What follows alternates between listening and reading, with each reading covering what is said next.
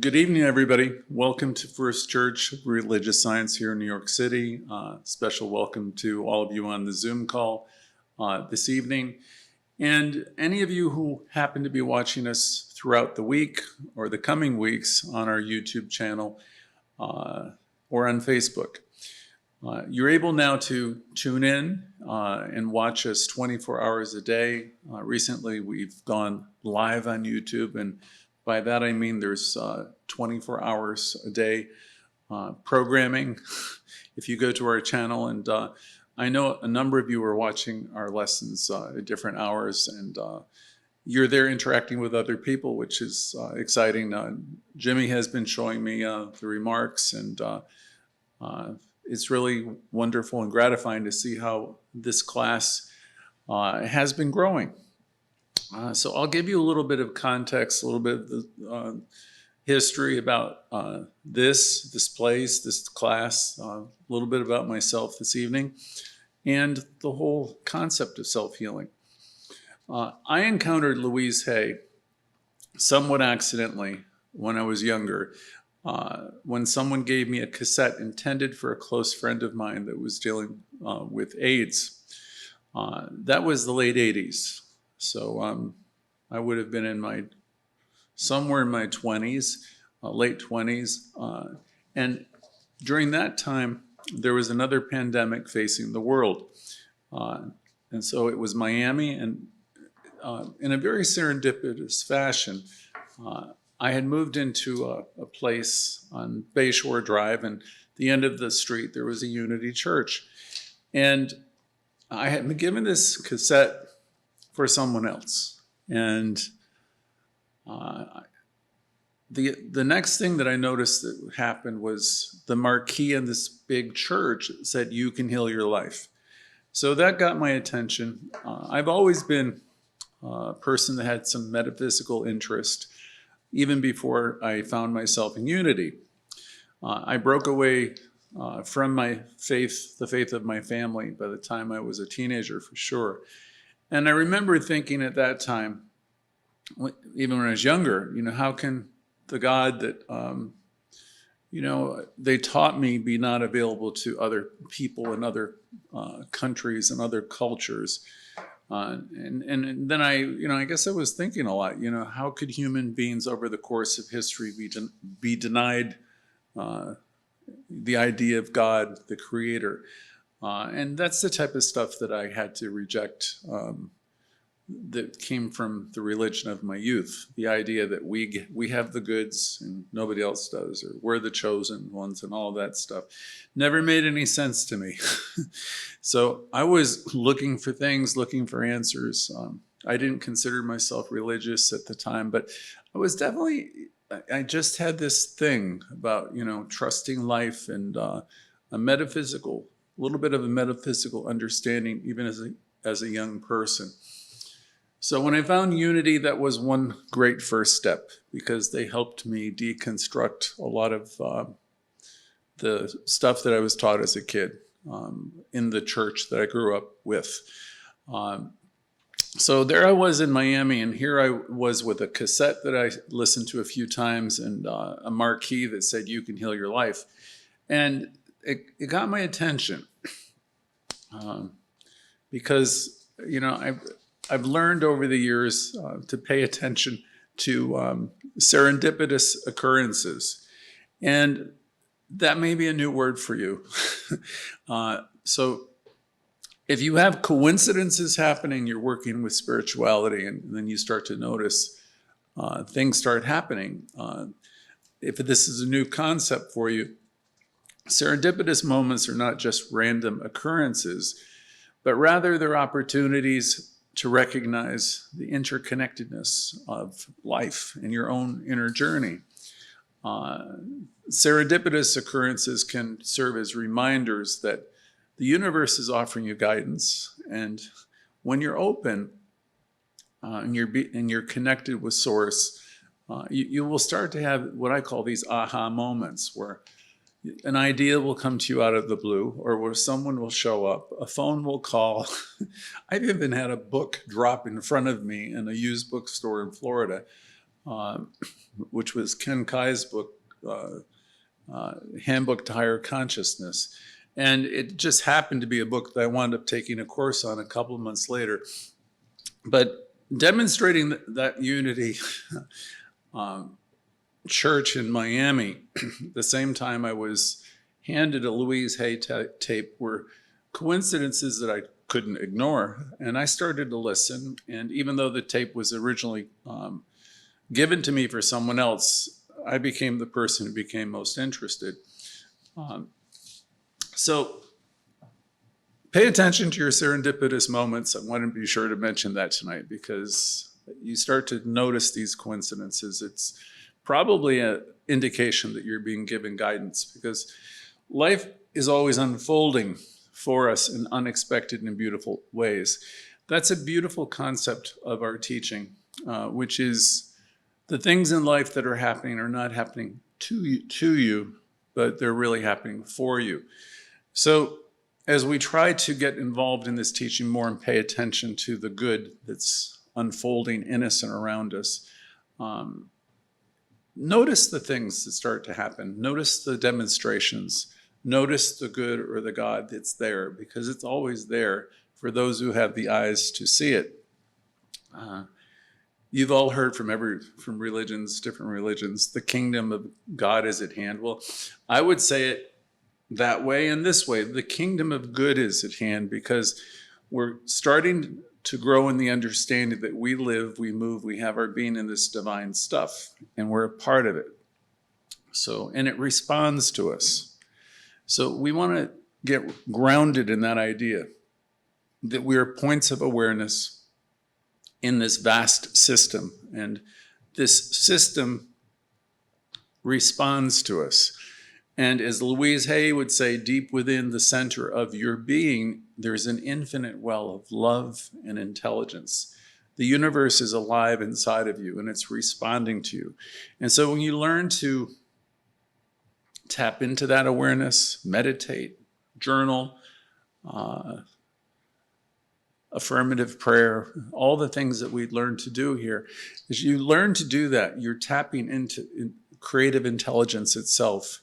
All the power of the universe resides deep within the center of your being, as Louise so eloquently stated. It's all there in you, and it's all there for you. It's also the story of the prodigal child, which you hear me talk about a lot. You're established in goodness. You are one with the one. You are the heir to it. You are the son or the daughter of it. And we can move away from it.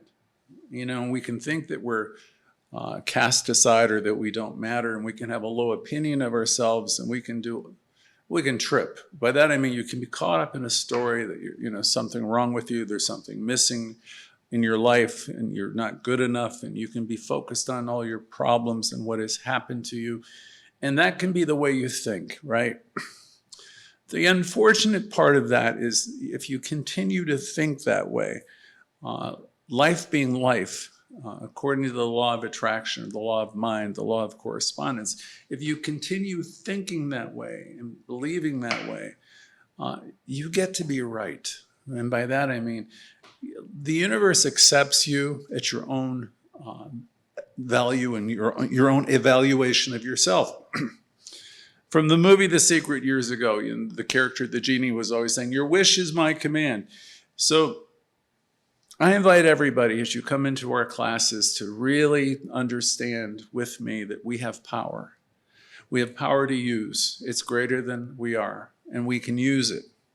And we are using it. So the question is, do you want to continue using it the same way that you've been using it? Or are you longing for more? That's this lyric from a song, The Star is Born.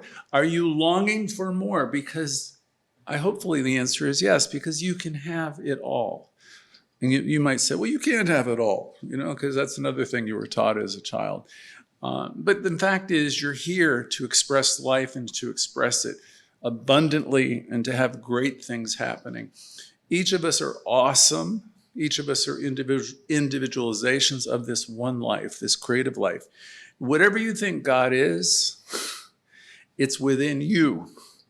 And, I have had so many wonderful teachers, including Louise, probably most of all, who said, that's the best kept secret of all time, which is people have sought God, they've gone on retreats, they've gone to the mountains, they've gone to pilgrimages, they've been regressed, they've done, listen, I've done half of them myself, gone everywhere, sought, looking for it in all places, and you've heard the expression, looking for God or looking for love in all the wrong places.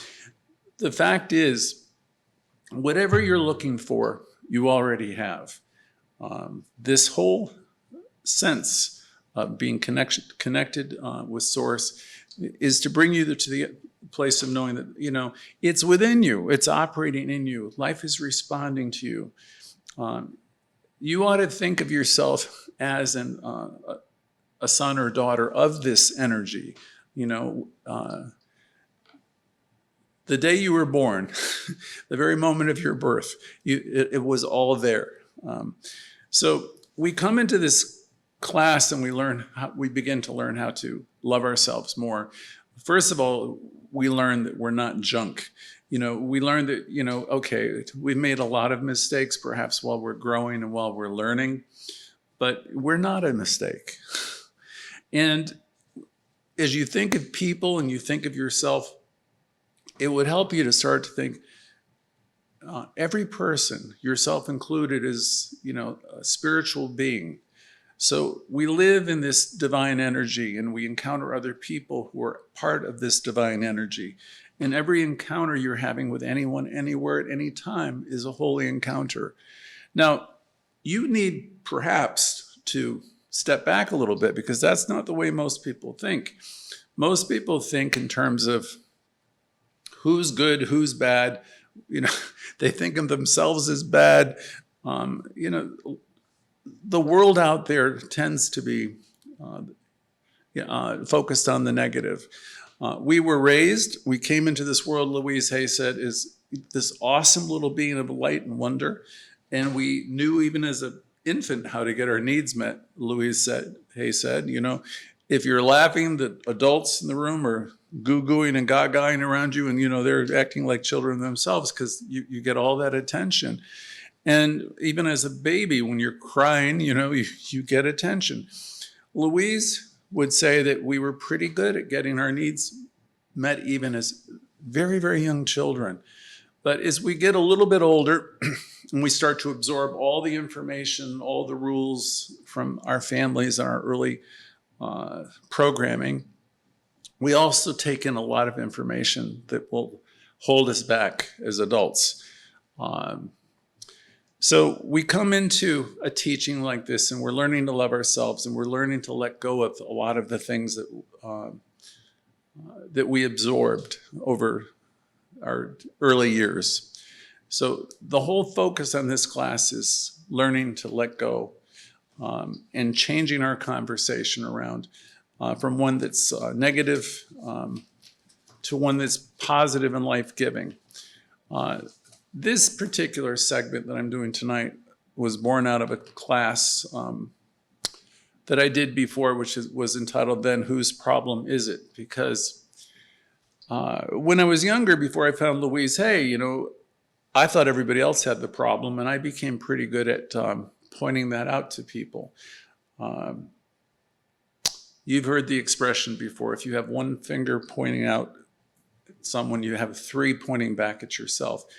And I also usually say at this point, if you spot these problems in other people, usually they are your own unresolved issues. See, if you're all focused on what someone else is doing wrong by your estimation, and you have all these internal shoulds going on and commands, and you want everybody to be a certain way or behave a certain way, and you're all invested in how people should show up and what they should do, who's got a problem? Who's got the problem? It was pointed out to me by a very gifted therapist in my early 30s, I think, if I remember right. She would hand a card every week. She was really wonderful as a spiritual guide. She got me reading all kinds of wonderful metaphysical literature, but the great gift she gave me was that card, which every week would ask the question, whose problem is this? And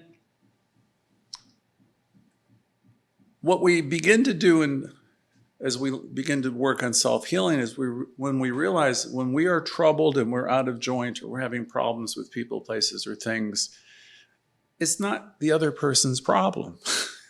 It's our problem. There's a 12-step passage that someone recently read in one of our classes about acceptance. And I didn't bring it with me, but I know it, in essence, it reads, acceptance is the answer to all my problems today. When I'm disturbed, when I'm upset about any fact of my life, I'm going to find no serenity until I can accept that person, place, or thing as being exactly the way it's supposed to be. That ties directly into our teaching. In our teaching, we have another saying, which is perfect place, perfect time, all the time. So what does that mean? It means that we're in the perfect place, perfect time, all the time. Well, you might say, but I don't like what's going on here. And I would say, okay, good. Because that's information for you. I don't like what's going on here. Then, okay, well, then you're going to be the person that needs to do something about it. When people approached Louise Hay thinking she could heal them of everything and anything because they thought she was the next best thing in the world, and she was a phenomena. You know, people would approach her, I remember a young, I think he was 18-year-old young man who had AIDS, and he approached Louise wanting her to heal him of AIDS. And I remember, I think it was in the movie Opening Doors that she was a part of, she lifted a gold mirror up and gently and lovingly put it in front of him. And she said, look into the eyes of the only person who can heal you. And what she was trying to do was empower him to understand that he can heal his life, even when he was dealing with a really devastating illness at the time. You can heal your life. Our teaching is born out of religious science, and our teaching is a teaching healing ministry where people learn that they have great power in bringing about personal change, bringing about healing in their bodies, healing in their relationships, healing in all areas of your life, every area of your life. Everything that goes on within us, all of our thoughts, in other words, that we bring into our being, get outpictured in our life.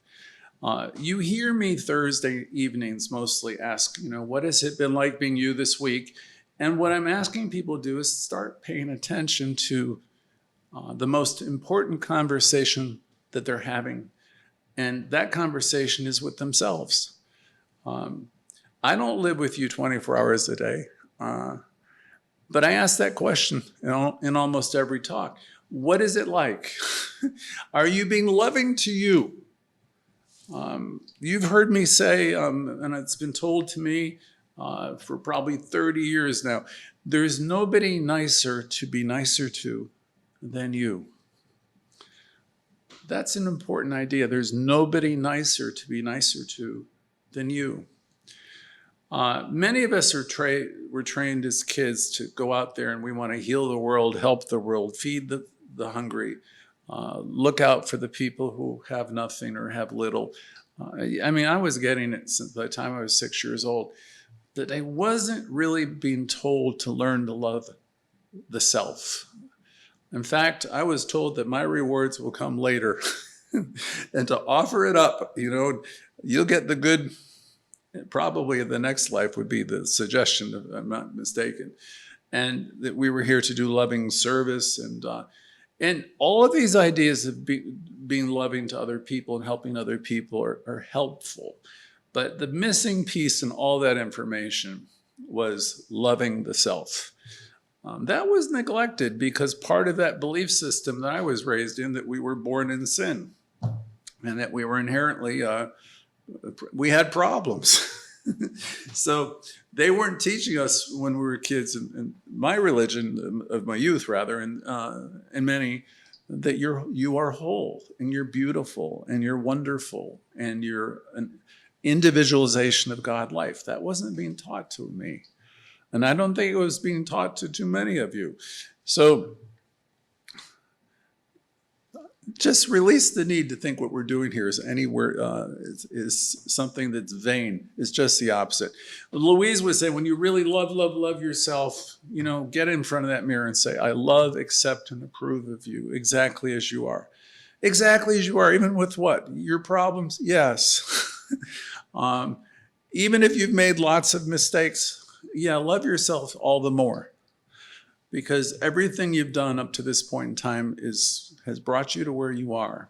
And each and everybody who's on this call, I don't have to know every one of your stories.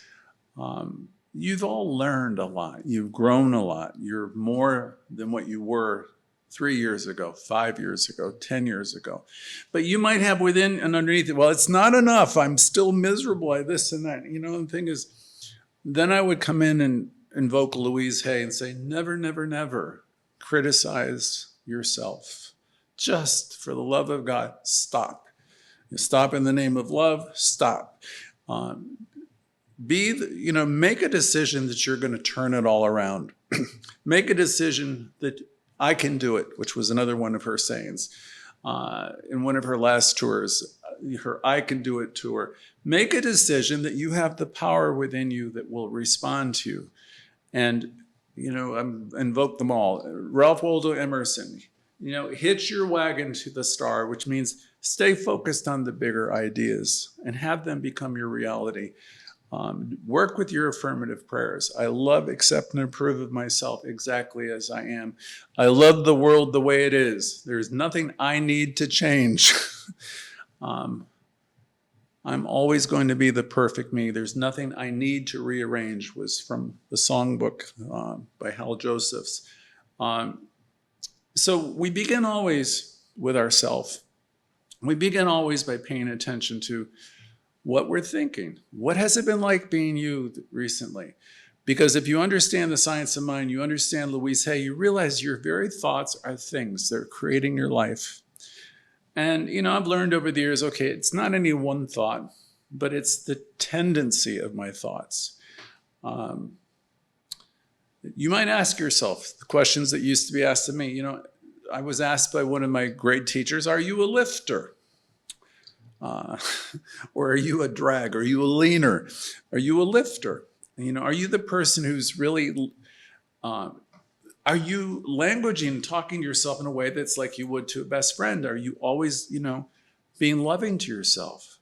And, when you find yourself being critical, what do you do about it? You can change your thinking, right? So, we want to keep working on it. Louise was really focused on that word should, because she said, rarely is it used in any way that's helpful. It's usually, when you notice a person who uses the word should a lot, she said it indicates a pattern of rigidity within that person. And so part of my process over the years has just become aware of how often I use it. I still use the word, but I catch myself often. And when I have words that mean the same thing, like have to, must, you've got to, then I realize, okay, well, I'm trying to run the show here and I'm judging. So I want to release the need to run the show, and I want to release the need to judge. And I really want to wake up to the fact that whatever spirit, whatever God, whatever life intelligence that there is, it's not just in me, it's in everyone equally. Yeah, everyone has it. It's in everybody and all the time. As you embrace this teaching more and more, you're going to get to a place that's better and better. As you love yourself more and more, you're going to have peace and you're going to have contentment. I know Lady V is doing a piece, or has done a piece, and she's relating to, I think it's The Wizard of Oz, if I'm not mistaken. And that's a story of people all off on journeys. You might remember the characters. But in the end, the realization is everything you're looking for is where? It's within. There's no place like home. So in our teaching, we pay attention to what it is that we're thinking. We challenge ourselves to see the good in every circumstance. You become a little bit of, you develop rather what I'll call a mystic's eye, because a mystic is a person who lives and moves in the awareness of God. And so as you get into this teaching more and more, you realize that you are one with this power. What we say here is you're one with the one. And you understand that life is responding to you beautifully and always. So you understand more than that, that the same life that's in you, that's healing you and lifting you and wooing you, is in every other living person. So you see people and you realize when we say namaste, that greeting suggests that part of me that's divine recognizes that in you. So part of our practice here is to see everyone as a spiritual being and release the need to judge other people. Release the need to be a part of any negative conversation. Release the need to bring in the drama. We refuse to be offended. People who are practicing this teaching, they're not down there in the trenches duking it out with one another, and they've stopped terrorizing themselves. And you might say, well, how do I terrorize myself? You terrorize yourself with a lot of negative thinking, or what people call stinking thinking. And, it takes work to turn all that around. If you're a person that's very critical and you just always have negativity and things to say, you act nice, but behind the scenes, you're really not happy, or you're not, whose problem is that? That was that famous line I got. Whose problem is it? Well, I remember again when I was younger, I was pretty smart. I knew what people expected of me. And so, yeah, I could show up and be that person in many areas. It could be socially, it could be in business. It's like you're wearing a mask. But what lied beneath is, was it really nice? Was I self-loving? No, I really wasn't, as I remember. I remember in the early years where I was just getting exposed to some of these transformational groups, that I could spot the flaws in other people very easily. I was silent. I wasn't going to be stupid and talk about it. But if I'm there judging people, that's a problem. When you really love yourself, Louise would say everything in your life starts to work. When I knew I really made progress is when I could be in that same room a few years later and hear everybody say similar things, and I had no problem with people being where they are. So that's a clear mark of progress, spiritual evolution. When you're not offended by what people do or what they say. We live in a democracy. I'm never offended by what people say. I find it interesting, and I understand that people are in very different positions on all kinds of issues, and it's none of my business, quite honestly. Terry Cole Whitaker wrote the book by that name. What you think of me is none of my business. When you get into this teaching, you're working on self-healing. You're working on healing your own consciousness. You're learning to understand that you live, move, and have your being in this divine substance and this essence, this energy. You live, move, and have your being in it. And you wake up to the idea that everybody is too. So I have no right to go over there and try to change a person or give commentary, especially commentary that they're bad or they're wrong. I take a page out of one 12-step program, which 40 years ago said, let the hand of this program be there when someone reaches out for help. It's much different when someone's asking you for your thoughts or your opinion or for help. And then it's appropriate to share without attachment. But other than that, live and let live. Most of the people I respect the most in this teaching over the years are people who are really focused on their own evolution and growth. And I've known a lot of people who really practice this teaching, and they have fantastic lives, and they're very harmonious lives. And, these are people that are learned, and they just don't sweat the small stuff. It's very little to see them fazed by anything because they don't take anything personally. They understand that life is unfolding perfectly in everyone and all the time. The thing I like to teach in this class is everybody that you'll ever encounter is a spiritual being, and they're all unfolding. They're all evolving. And you might say, my God, though, they're terrible. And, from a human perspective, I understand what you mean. But the fact of the matter is that they are a spiritual being, and they're learning, and they're growing, and they're evolving. And even if they've done things that have been hurtful, I have to respect, and I want to respect that everyone is in the perfect, right place. Even if they're really, experiencing a lot of trouble and they're causing trouble. I'm not here to judge anybody, and I hope none of you are either, because wherever that comes up, you're creating something that doesn't exist.